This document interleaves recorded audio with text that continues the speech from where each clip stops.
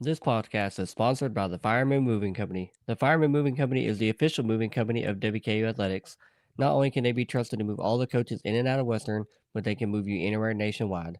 The Fireman Moving Company is owned and operated by firemen and is founded by WKU alumni. If you're looking to move sometime soon, give them a call at 270-791-1755 and get yourself a free quote.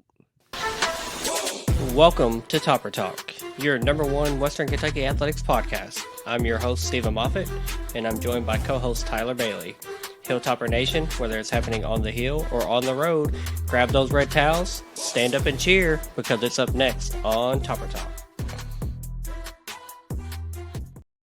All right, welcome back, and thank you for downloading and listening to another episode of the Topper Talk podcast. We are your number one source for WKU sports news and information. We are the only year-round WKU podcast and the only WKU podcast that covers every single sport and athlete at Western Kentucky University.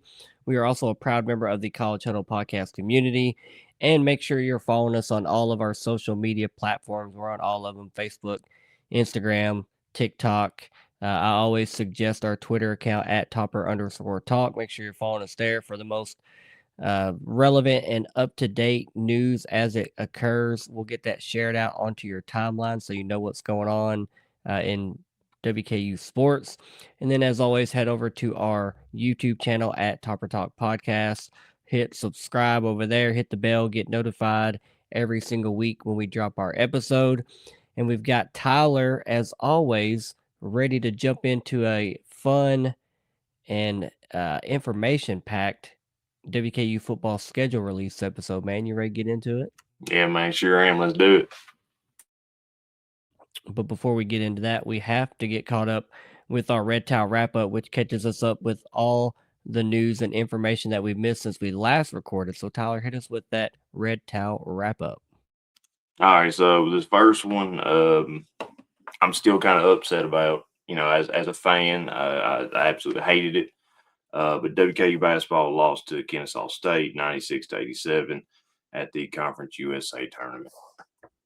Yeah, really, obviously a disappointing end to the season. Lost their last 3 regular season games, and then to lose in the conference tournament, one and done for the second year in a row. Really it just boiled down to that was probably the worst matchup we could have gotten in the entire field. I said it coming into the week of the tournament. Like, I would have rather been on the side of the bracket with Liberty, opposite of where Sam Houston was and where Kennesaw State was. I feel like those were our 2 worst matchup games, and we got matched up with them versus, we could have been with MTSU or La Tech or New Mexico State, Missouri State, just those teams that we had better success against, and then played Liberty in the second round and had a better chance to go to a championship game. But,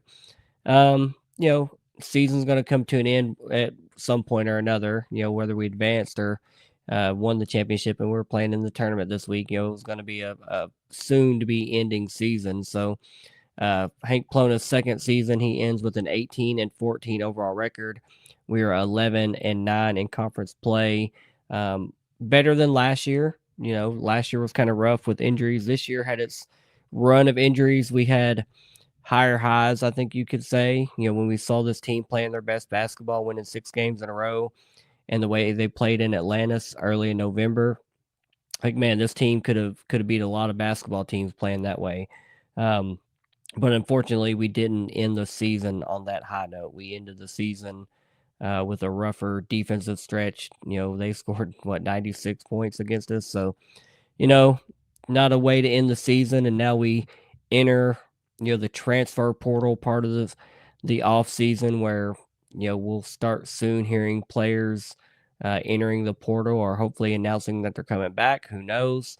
Those players are currently on spring break, so we'll probably be early next week before we start hearing that kind of stuff trickle out. So, I don't want to say cross your fingers or get your hopes up or do whatever you have to do, hoping that certain players come or go, because it's just the new nature of the beast. Guys that you're not expecting to enter will enter. Guys that you hope will stay will enter.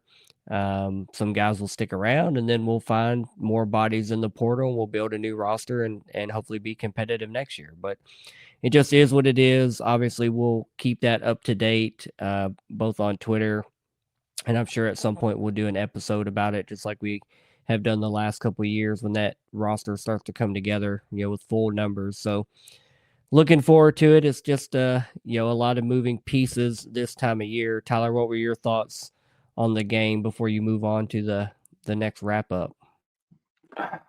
I mean, yes, I agree with you. I feel like that was the worst draw we possibly could have got. I would have been much more comfortable on the upper bracket with Liberty, La Tech, MTSU, and all that. But man, I mean, it was just kind of disappointing from us going to where we played that stretch of just great basketball. We couldn't be stopped, and to end the final 4 games of the season playing like how we did, um, it was just bad. And Kennesaw took us out. I don't know if the game plan was originally to play like try to get in the lane, but Kennesaw kind of shut that down and forced us to play how they wanted us to play, and we just never could get over it. But um, I'm still not down on Hank. You know, I, we are improving record wise, and I think if we can just come together and play, hopefully we can sustain a much longer stretch of playing like that, playing like we did in February. I think throughout the season, I think we'll be good. But I mean, the basketball season has up and downs. You can't get too excited or too, I want to say, bad. You can't you can't stay too high on the mountain, and you can't stay too low in the valley. You got to find that perfect middle ground. And I feel like the team will do that. And you're right. It's off season. Transfer portals opening up. Um, I know a few players I would really like to see back in the red and white next season. Hopefully they come back. If not, I feel Hank is a good coach. I feel like he can get some other players that's ready to step up come in. Hopefully, some people, if they want to, get the red shirt waiver or the medical waiver to come back since they had some injuries. And hopefully, we get one or two dominant big men to help with rim protection next year. But moving on, Tegan Moore, he was named to the um, hang on, I'm out.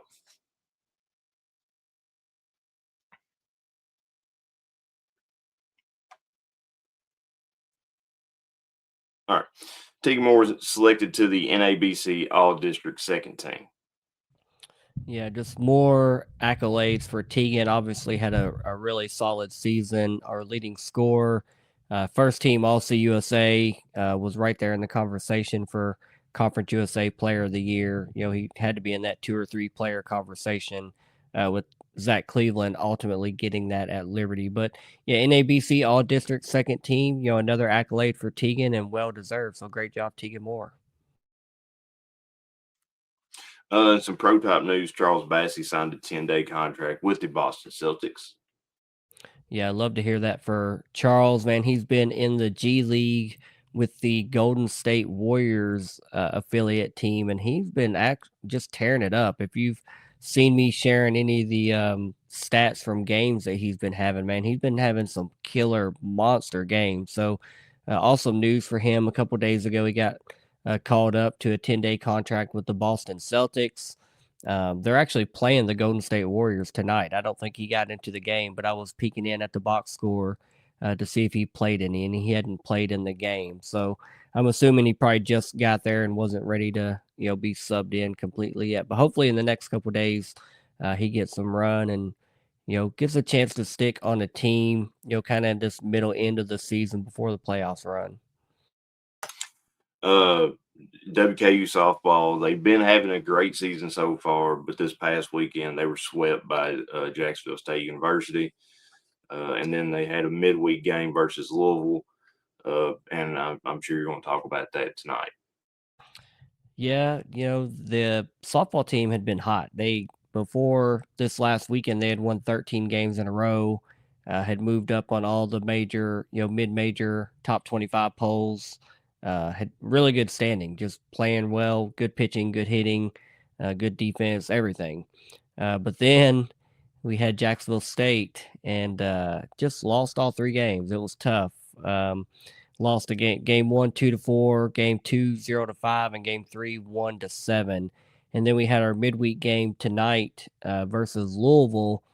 Just a couple hours ago, that went final. We lost that game 13-4. So we're now on a 4-game losing streak after going on that 13-game winning streak. We still have an overall record of 19-7. That's obviously very good. And we're 3-3 in conference play heading into this next weekend's conference series. But hopefully we turn that around, shake that off, and just forget about it. And don't let a bad series and a few bad losses in a row turn into multiple weeks of bad performances. Because obviously we still got players and we can turn this thing around. I still got a lot of faith in the girls. That's a really good ball team. Well, I will say, I did watch. Me and my wife watched a few days of that Jacksonville State series, and Jacksonville State. I don't like them. In any other sports, I despise them. But down there, their pitcher was really good, and they have some good infielders and some good outfielders. It seems like we would just hit it right to them. And then we watched the Louisville game, and we had chance. We let Louisville hit a in grand slam pretty much from it was an inside the park home run, bases loaded. And so they went up 4-0. We come back, we get within one. We had 4-3, and then after that, man, Louisville just went on a tear. But Louisville did have pretty good infielders, a great third baseman. It. I don't think the final score is going to be indicative of that game, but it sure as heck don't look good. And moving on, WKU baseball, they swept FIU last weekend, and then they had a midweek game against Belmont, and they beat them 7-2. Yeah, kind of the flip side of what's going on in the girls' universe. The baseball team's kind of heating up at the right time. Kind of were 500 through most of non-conference play. Now they've gotten into some conference games and swept FIU last weekend.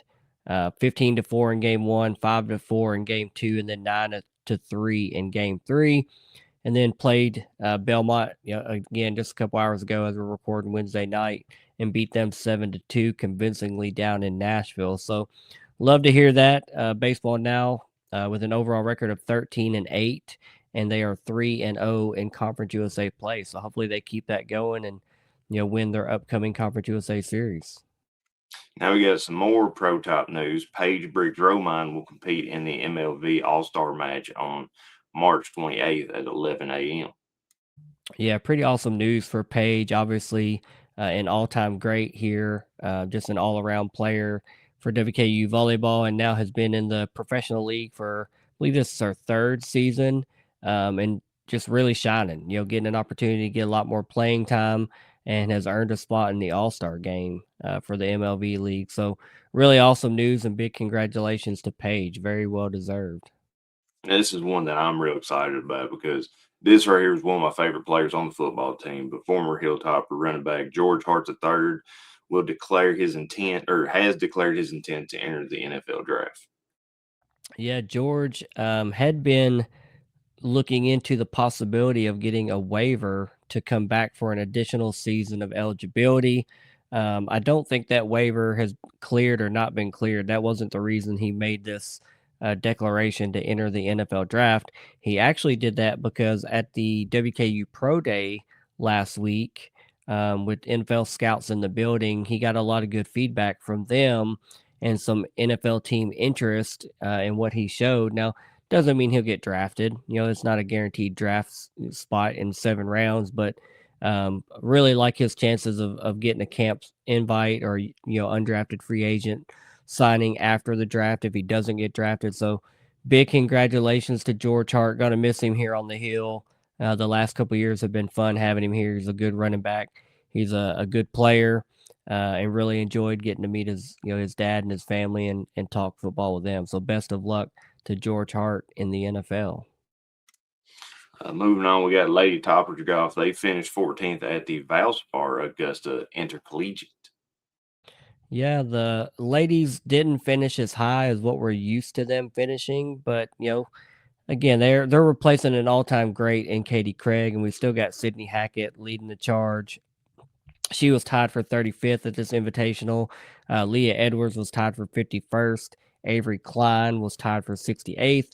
Julia Zagrossi and Grace Free were both tied for 75th. So still good job, Lady Toppers, and keep it rolling before we get to conference play and the conference championship. Well, the women finished 14th, and so did the men's golf team. They finished 14th at the Seminole Intercollegiate. Yeah, kind of crazy that they both finished in the same position in their most recent tournaments. But yeah, Rafe Blankenship was our leading golfer. He tied for 43rd. Trevor Drew was tied for 45th. Will Easterlin was tied for 66th. Joseph Agee was tied for 82nd. And Gage Doyle was tied for 96th. So good job to the men's golf team as well. And then we got WKU tennis. They fall to Sam Houston State University to a score of 5-2. And their match at North Alabama was canceled due to inclement weather. Yeah, I really hate to hear that they lost to Sam Houston. You always want to beat our conference mates, but then turned around and had a match scheduled down at North Alabama, and unfortunately, this cold weather came through here over the last week, and that match was canceled just a couple of days ago. So, didn't get to make the trip down there, but hopefully the ladies bounce back and win their next matches coming up. And that concludes this week's episode. Red Towel wrap up. I'm off in honor of George Hart. I'm going to hand it off back to you. Hand it off back to me, and I'm gonna rumble, young man, rumble, like his dad always says. I hope he's listening. I don't know if he still listens, but if he's listening, yeah, I got you, George. But we're gonna talk about this 2026 WKU football schedule that was released, and kind of released in an odd fashion. It was released in the middle of our Conference USA tournament game last Thursday night at what was it, like 9:30 p.m.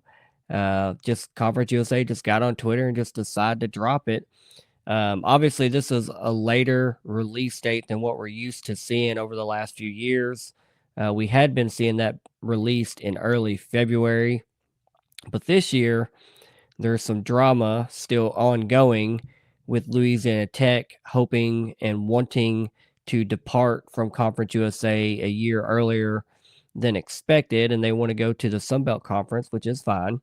Nothing wrong with that. Let them go to the Sun Belt, but they don't want to pay. They don't want to pay the piper. They want to exit with the lowest amount of fees possible.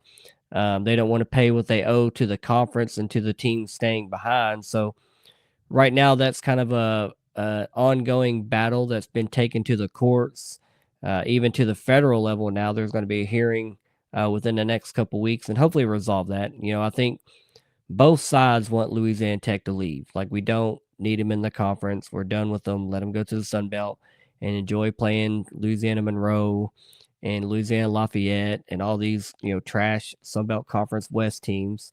But they're going to have to pay. They want to pay like 1.4 million. We want them to pay, I think it's upwards of 5 or 6 million to leave Conference USA. So we're going to have to figure that out. But for the time being, this is the schedule that we have. And obviously, if they end up departing and leaving for the Sun Belt this year, if that gets resolved, we will have a revised schedule, and we will obviously post that and discuss it, as it will alter at least one of our opponents and could potentially alter our home and away matchup. So, looking at our football schedule, and if you're watching on our YouTube version release of the episode, I will have this pulled up on the screen so that you can have a visual aid of our schedule. And first, we're going to talk about our non-conference schedule, and that starts with a 3-game road trip to start the season. And we open on September 5th. We play at Nevada, who obviously we played last year. We had a pretty solid victory over them here at the Houch. that was a home and away series. We will play at Nevada to open the season. They were 3-9 last season and 2-6 in the Mountain West Conference. And then the next Saturday, September 12th, we go to Georgia to play the UGA Bulldogs. They were 12-2 last year, 7-1 in the Southeastern Conference. That's obviously going to be a tough road trip. But wait, there's more. Doesn't get any easier. The very next Saturday, on September 19th, we go to Bloomington, which we've been there several times. I've been there at least twice, and I plan on making this trip as well. It's an easy drive, beautiful campus, nice stadium. But now they're not Indiana of yesteryear, where they were. We could potentially go there and upset them. Now they're the defending national champion, Indiana Hoosiers. They were 16-0 last season. They were 9-0 in the Big Ten and ran through the college football playoffs, and just a really good team. And Kurt Signetti is, coach of the year, and has done just a phenomenal job since he moved there from James Madison. So kind of a murderer's row opening stretch on the road. All three of those games, Nevada, Georgia, Indiana, all on the road. And then finally, we have our first home game of the season to close the non-conference play, and that's on September 26th. That game is versus Mercyhurst. Last season, they were 5-7 and had 3-3 in conference play. I think you said there was something else, but more than likely, 4-3. Yeah. So more than likely, this game will be our parents' weekend designated game that hasn't officially been announced yet. Usually that is announced in the middle of May officially, but more than likely, with just the way the schedule plays out, this will probably be the parents and family weekend. Always a well attended game. And, quite frankly, it's our last Saturday football game for quite a while. So more than likely, that's going to be that parents' weekend. And looking forward to it, finally getting into the couch before September ends, just barely. But Tyler, what are your thoughts on these first four games, the non-conference slate of the schedule? Well, the first three away games, I'm not a fan of that. Playing away, it's always tough. Nevada, last year we beat them 31-16 at our place. I'm expecting us to win another one there. Then you run into the buzzsaw, Georgia and Indiana. Now, granted, Indiana ain't got Mendoza back, so I don't know how the second or third string quarterback's going to be, whichever one they're going to use, or if they're going to get a transfer in there. I'm sure they could possibly do that. That's going to be a really tough 2 weeks right there. I mean, 3 if you want to add the away game to Nevada, but Jesus, that's tough. And then Mercyhurst, I had to look up. You said it correctly. They're from Erie, Pennsylvania. I just never heard of that team, so I had to look them up. I feel like that'd be a great way to kind of lick some wounds, possibly recoup from the 3-week road swing we're going to be on, and 2 against predominantly P4 national championship contenders.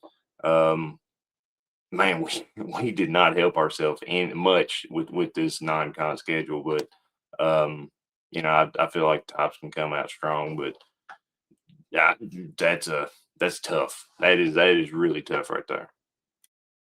Yeah, there's a real chance that we open the season next year 1-3. I'd like to hope for 2-2. I think we can beat Nevada on the road.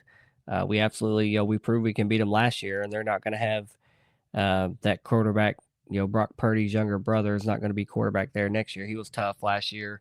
But man, we're staring down the barrel, potentially starting 1-3, hoping for 2-2. We really need to win that Nevada game, and then come out of Georgia and Indiana healthy and with the $3.2 million that they owe us, and get back to Bowling Green to play Mercyhurst. So hopefully that's a W. We'll talk more about wins and losses when we do our season preview episode, middle end of August, before the season starts, after we've broken down all the positions. But just kind of overviewing kind of that first 4 pack of games. And then we get into Conference USA play going into October. That is midweek Conference USA, as it has been for the last 2 years. And we open midweek CUSA play on Friday, October 2nd. We play Missouri State here at home. Last year they were 7-6 and 5-3 in Conference USA, and we beat them at Missouri State in a really tough game that saw Deuce Bailey come in, and the Bowling Green native got to play for Missouri State against Western Kentucky. Now, they've gone through a coaching change. That staff went over to Coastal Carolina, so going to be a total new look. Missouri State, some new names, new faces, but still should be a good matchup. Then the next week on Wednesday, October 7th, we play at New Mexico State. We also beat them last year. They were 4-8 last year, and they were 2-6 in Conference USA play. They're under third-year coach Tony Sanchez. They're just trying to right the ship, man. Just like several teams in Conference USA, they just haven't put it together under their new coaching staff. The next week, Wednesday, October 14th, we play Liberty here at home. We did not play them last year. And honestly, last year was a year that we probably could have got them. We probably could have got that monkey off our back. We have not beat Liberty in football since they joined Conference USA. And last year they were 4-8 overall. They were 3-5 in Conference USA play. So if there ever was a year to get them, it probably was last year. And we did not play them. It just didn't. They weren't on our schedule of the 3 teams we didn't play. They were one of them. But I don't expect Liberty to stay down long. I think they're a team with their resources and their coaching staff, their NIL. I don't expect them to be 4-8 again or 3-5 in Conference USA play. I expect them to bounce back and be competitive, be right there for a Conference USA championship. So that's going to be a tough game, in my opinion. Then we have a bye week. The following week, we have a 13-day layoff between our final midweek CUSA game, and that's on Tuesday, October 27th. We play at Sam Houston. Last year, they were 2-10 in overall, and they were 1-7 in Conference USA play. We opened the season with Sam Houston last year in week 0.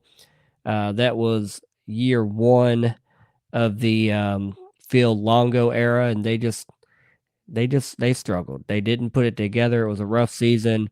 Obviously, they're going to hope to rebuild and find some new pieces in the transfer portal and be more competitive this year. But we'll see. We'll see what team shows up. It will be at their home field. So, Tyler, what are your thoughts on the midweek CUSA games and the schedule and how it lays out? I hate the midweek schedule. I absolutely despise it. If you go to them games, you lose a lot of in-person attendance. People can't go to a football game on Wednesday or on a Tuesday night just for 4 hours to watch a team play, and then on that first one, it's on that Friday, October 2nd. High school football's playing, so you're going to lose some numbers there. Yes, you may get more nationally televised eyes on you, but is it really worth losing people being there, making the football environment, the host arena environment better? I would say probably not, but Missouri State, yeah, last year we beat them by 5 at their place, so I'm expecting them to, try to come back and play better this year. You're right, with the coaching change, I don't know how that's going to go. Probably going to be a down year for them. New Mexico State, they're always a little bugaboo in our side. I'm not going to say they ain't got no ball hawks. I learned my lesson. Liberty, I sure hope they're down. I kind of was mad we didn't get to play them last year, but I'm sure they's on Twitter complaining about the refs, during the football season as well. And then Sam Houston, I don't know if Phil Longo is going to have that ship righted, but hopefully they don't. From my perspective, I really like just going there and wipe the floor with them again. But I don't know. I hate the midweek series. For the whole month of October, because honestly, I feel like if homecoming could be in October, it would be a lot better when weather's a little. And I'm going to say this again later. I guarantee it. When the weather's a little bit better, it's not going to be cold or chilly. Historically, typically every time in November, it's always raining or drizzling or something, and that's it. It kind of ruins the whole time of wanting to be outside because no one wants to be outside when it's absolutely cold and rainy and winds blowing hard. And I feel like the last few years that's kind of been a thing with the November homecoming. I've always been a fan of having maybe an earlier homecoming, but this midweek games really just kill that whole plan. Unless you're going to play in September homecoming, and I don't feel like people really want to do that. And this year, heck, we only got one game, so um, I don't know, man. I just do not like this midweek series.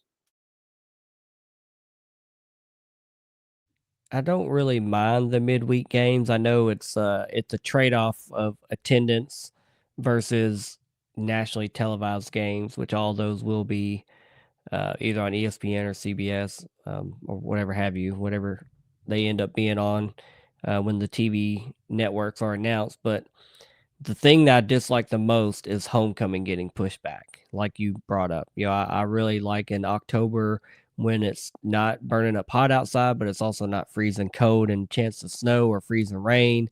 I do miss the October homecomings, good weather, 6 o'clock kick. You can go tailgate all day, awesome crowd on South Lawn, and then go over and enjoy the game. But it's a trade-off, and it is what it is.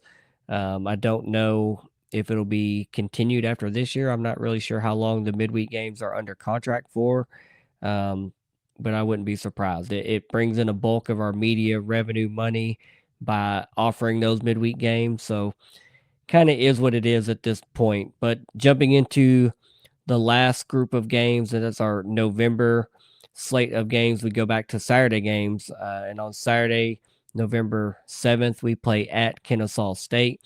Now, last year we did not play Kennesaw State. They were one of the three teams we did not play, and they ended up winning Conference USA. They had the best record in Conference USA play. We lost to Jacksonville State the last week of the regular season.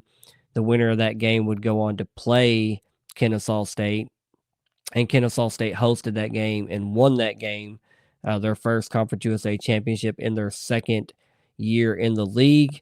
And then they were able to turn around and retain their coach. There was a couple openings in the college football carousel where his name was brought up as a potential contender to be snagged away, but they were able to hold on to him, and that's great for them. We play at Kennesaw this year.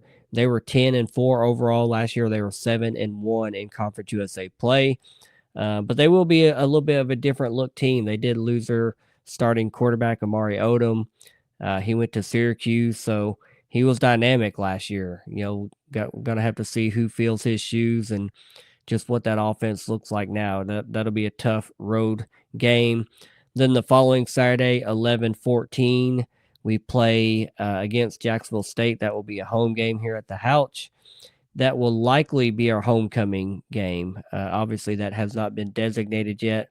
That usually gets voted on around the end of April, when that'll officially be announced what the weekend date for that is and who the opponent will be. But I would kind of circle that one and pencil that one into likely the homecoming game, because the only other alternative would be the last week of the regular season. I don't see that happening because that's Thanksgiving weekend. So Jacksonville State, they were 9-5 overall last season.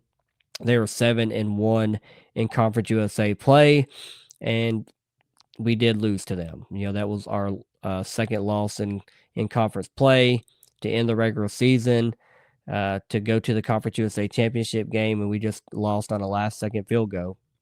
The very next Saturday, on November 21st, we play at MTSU for the 100 Miles of Hate, the rivalry which we have dominated. It's been since 2018 since they've won a game in that series, so it'll be 8 years this coming year. So it's been a long time since MTSU has gotten a win against WKU, and it took Mike Sanford coaching Western for them to get a victory against us. And yeah, we don't have to revisit the Mike Sanford comments. We know how we feel about old Mike, about old Visor.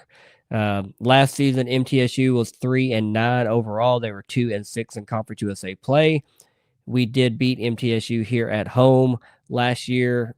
That was a fun game. It actually was a game they brought in that new quarterback, Roman Gagliano, and he's got an arm, and he's back at MTSU. So that could be a game with some fireworks. It could be a high-scoring game. So we'll be looking forward to that one, hopefully making that trip down to Murfreesboro, hitting up Toots, hitting up the game, coming back home with a W. And then the last game of the regular season is on Saturday, November 28th. We have Louisiana Tech. Currently, we have Louisiana Tech at home that Saturday. Last season, they were 8-5 overall. They were 5-3 in Conference USA play, and we did beat them at their place last year. Went for it, went for two, and Rodney Tisdale threw the game-winning pass. So memorable game last year. Hopefully, obviously, we hope we can repeat that this coming season and go out on senior night with a bang. I think Helton's been on a 4-year winning streak on senior night, so we'd like to keep that one going, obviously, and hopefully be in position to play for a Conference USA championship the very next week. I don't have it listed here, but hopefully we're playing in a Conference USA championship the very next. Well, that would be a Saturday, I think it is, that they have that game on. But Tyler, what are your thoughts on the November slate of games on the WKU football schedule? Well, yeah, I think November that's going to be quite possibly our toughest month of the year or of the football season. You know, you got Kansas State. You're right, they won conference championship last year, um, and you're right, we didn't get to play them, but I would like to think that we could beat them. Um, you got Kansas State, Jacksonville State, and Lod Tech. Those are your three. Typically, Lod Tech, they beat us a year before that, or I guess be 2 years ago. We had quite possibly the worst game that I've ever seen us play against a conference opponent, and that season everything was going right for us. Then all of a sudden that plane went down. It was bad. The little red Corvette broke down on the side of the road. But those are your three really good teams in Conference USA, typically, or at least last year. So Jacksonville State, I feels like every time we play them, except for whenever we played them in the conference championship, it always comes down to a field goal. So we match up really nice against them. MTSU, you're right. We own them. We are their daddies. And they're really wanting La Tech to pay that $5 million because they are seeing just payday because poverty U is going to poverty U. So I really like this slate for the month. Home or away, home, away, home. And I just feel like it vibes real well. I do kind of wish MTSU though was on senior night or on the last game of the season. Historically rivalry week. From what ESPN says, and I view them as our rival, our main rival. We really have a bunch of regional rivals right here, if you ask me. And I just I really wish MTSU was on November 28th, but I can see us walking out of there. Maybe I really like to say 4-0, but definitely 3-1. I feel like we could lose one there on the last second free throw or field goal, but I feel like November is a good month, but definitely our toughest month. Yeah, it's going to be, hopefully we're playing for something to play for. Hopefully we have a conference championship in front of us like we have the last couple of years, and hopefully we finish strong. That's kind of the main focus and purpose of November football. We need to be playing good football. Hopefully we're healthy and hopefully we can play ourselves into a conference championship. Hopefully, been a couple years, like you said, at Jacksonville State. 3 of our 4 games versus them have come down to a last second field goal. So that's obviously going to be a tough game. Luckily, we have them at home. As it currently stands, with this being the current, I guess you can call it the rough draft of our Conference USA 2026 schedule, we currently do not play FIU or Delaware on this schedule as it stands. Now, we played both of those teams this past year. FIU beat us here at home. We beat Delaware at their place. Um, if Louisiana Tech does end up going off to the Sun Belt this year, this upcoming season, and we have a new schedule released, one of those 2 teams will be added to our schedule, and just likely as a home game. Now, it may cause some ripple effect. It may affect the home and away series for some other games, but however it lands, we are only going to have 5 home games in this football season for the 2026 season. That is the first time that's happened since 2018. It's one of those anomaly things. These schedules are made so many years in advance and contracted with home and away, etc. Luckily, we're getting 3.2 million out of those 2 P4 games between Georgia and the Indiana game. So, that kind of lightens the load a little bit. Obviously, I'd rather have another home game, a 6th home game every single season. These P4 teams have 8 and 9 home games a year, but I guess we'll just have to enjoy our 5 plus our 3.2 million. Tyler, I've got a few questions for you. And I think you could go multiple ways with this very first question, but who do you think is the toughest game on this 2026 schedule as it stands right now? Muted. I mean, you're right. We got that could definitely go multiple ways. Yeah, Georgia, Indiana, first ones come to mind.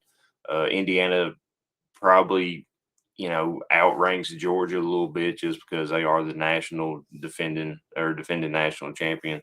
But Georgia, you're going down to SEC football land. So they're always going to bring a crowd. It's going to be loud in there. That would definitely be a great game to travel to just experience the university and just get to walk into the football stadium. Indiana, I've never made that trip to Indiana. I have in college football 25 or 26. I played there a time or two. But I mean, it's kind of multiple. So out of conference, Georgia, Indiana is I'm gonna go with Indiana. Conference wise, I would say Jacksonville State, Liberty, will probably be our toughest. Historically, those have been like we've never beat Liberty. Um, as you said, since they joined Conference USA, Jacksonville State, that's always a really close game. Liberty, they had a really down year last year, like you said. Um, so they will be kind of rebuilding, you know. Will it be a finished product? I don't know. So I would say out of conference, Indiana, in conference. I'm gonna go Jacksonville State. I'm gonna give them the edge in this one. Just because that game is always so tight. Uh, and it's 3 out of 4 came down to a field goal. So yeah, that's my 2 toughest games I'm gonna give you. Yeah, I think the toughest game out of conference, I think, is Indiana. I think to be the man, you got to beat the man. And right now, Indiana is the man. They are the defending national champions. Obviously, that roster is going to look a little different. They had a lot of seniors. They had a lot of 5th and 6th year players on that team. So they're going to have turnover, but I have a feeling that they've got more talent and more depth on that roster, or they found some in the portal ready to come there and play for Signetti and be a national championship contender. So them in Georgia, I'm right there with you. Though they're 1-2. That's a tough, tough back-to-back series of games. And then in conference play, I'm going to give the edge to Kennesaw State, kind of for the same reason. They're the defending conference champions, and we play them at Kennesaw State. So that's gonna be tough. I like playing Jacksonville State at home. They're gonna be a good football team. I know that's gonna be a tough game, whether it was home or away. They have a really good running offense. Pretty sure that their quarterback Creel is returning. I don't believe he hit the portal, so going to be a dynamic and a tough game, but I'm going to give it to Kennesaw, man. They had a quick turnaround this last year under a first year coach, and I think they're going to keep that rolling. No matter who they plug in as quarterback one, whoever that ends up being, and because it's on the road, I think it's going to make it that much tougher in a game that we need to win. Tyler, which game are you most looking forward to on this year's schedule, and why? Uh, I ooh. I'm gonna go with Middle Tennessee because it's always good to own them. It's always good to just rub their nose in it. And I, yes, they did bring in that other quarterback. Last year he is good. He's got an arm on him. I don't feel like they're going to beat us again, and it's always good to extend that 100 miles of hate winning streak just another year forward. You know, the game I'm most looking forward to. One, I look forward to every game I get to attend. So all 5 home games I'm looking forward to, and this is not a cop out answer, but all the home games I'm looking forward to. But then as I look at the away games, I plan on going to Georgia. I plan on going down to Athens and experiencing that. Anytime we've played the big games, Auburn, Alabama, Ohio State, I've gotten to go to all those, and hopefully everything will work out, and I'll get to go to Georgia. I've been to Indiana University when we played them in 2014, and then 2022, I think we played them again up there in Bloomington. Uh, Renovated stadium, really nice. Expecting a lot more fan support than what we saw in the previous games there. So looking forward to that one, and then can also go to Kennesaw. That's a pretty easy drive, and can go to MTSU. That's a really easy drive. Um, but man, I'm looking forward to all those. But if I had to pick one, give me the Georgia game. That's an SEC environment. It'd be really cool if it was a night game. It'll probably be a noon kick if I had to guess, but it'd be really cool if it was a night game under the lights down there in Athens. But that's just big time football. They're a really good program. They're a blue blood. They're always good. They're always relevant. They're always competing for a national championship. So, looking forward to going down there and experiencing that atmosphere. Had some friends with Marshall that played down there last year, and just told me how exciting and just how awesome a venue it was, and the tailgating scene, and the game atmosphere. Just looking forward to getting to experience that one. So give me the Georgia game. That's the one I'm most looking forward to, and I hope to be there in attendance for it. Now, Tyler, the last question: if you had to pencil one of these in as a must-win game, who is it and why? These are hard questions, especially this one. I mean, who is our greatest opponent and standing in the way of getting to the conference championship? Um, it could go Kansas State, could go Jacksonville State. Uh, Hell, even New Mexico State may jump up and surprise people. I'd rather they not. Liberty, they're always dangerous. Um, Must win though. I'm gonna go Kansas State. I'm gonna go with that. I'm gonna continue the trend of picking November games because I mean, really, that to me. I'm still gonna say that's gonna be our toughest conference slate right there. Kennesaw State because, as you said earlier, they are the reigning conference champions, and to be the conference champion, you got to beat the conference championship champion. So I'm going Kennesaw State on that one. I think that's going to be an important game. I think we need to win that game, but I think the game immediately after that, I think the Jacksonville State game, I think it could have tiebreaker implications again, like it did last year. I think it could be a de facto. You've got to win this game if you want to play in the conference championship, whether it's against them or Kennesaw or Liberty or whomever else may jump up. But I think the Jacksonville State game, we've got to get that monkey off our back. We've got to beat them. And I hope it's on a last second field goal. Quite frankly, I hope we just continue that streak. It's fun.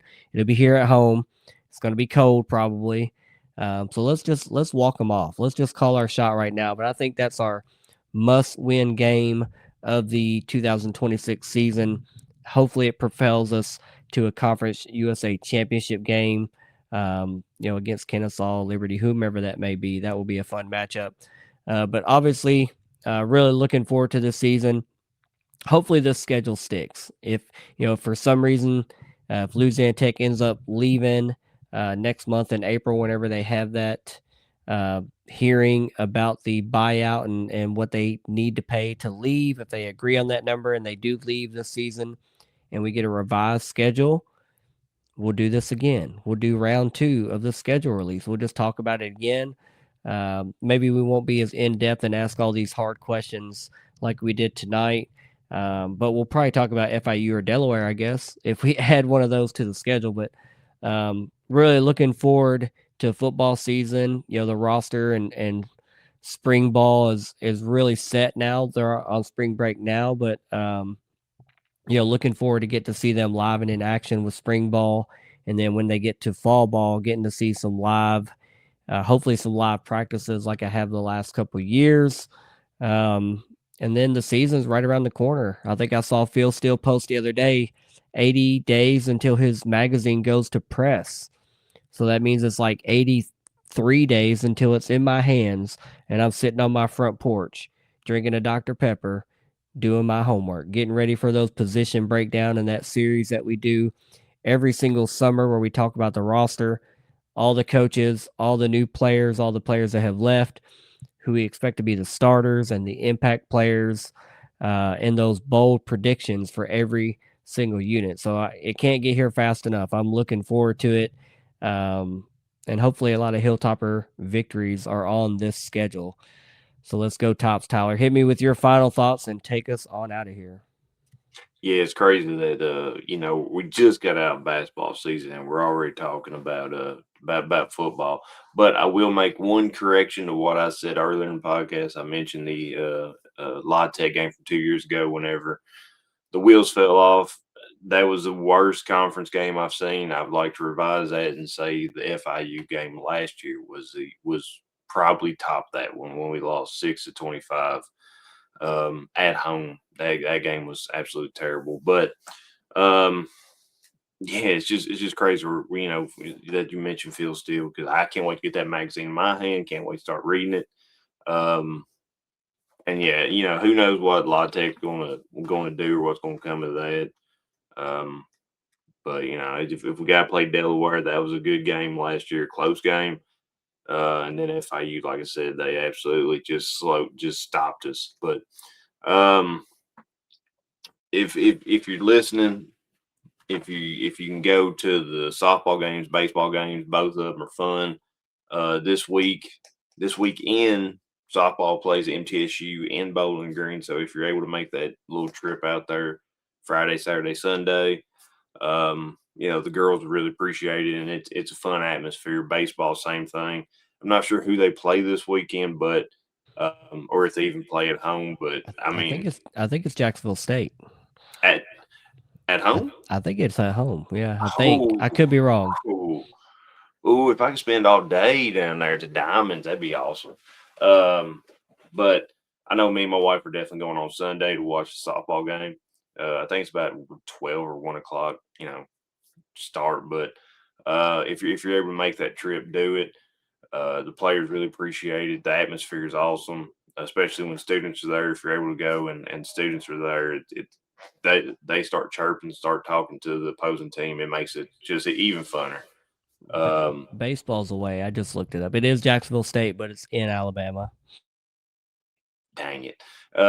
So yeah, go even more reason to go and support the softball team. It's 100 miles of hate, softball diamond edition. And I know the team would really like to get out of there with winning, sweeping them, or at least winning the series. But I hope everyone has I hope everyone gets out and goes and supports the team this weekend. So with that, I will say, Moff, who has it better than us? Nobody, buddy. You know it. You know, boy. Go Tops. Go Tops, y'all. Later, guys. See you.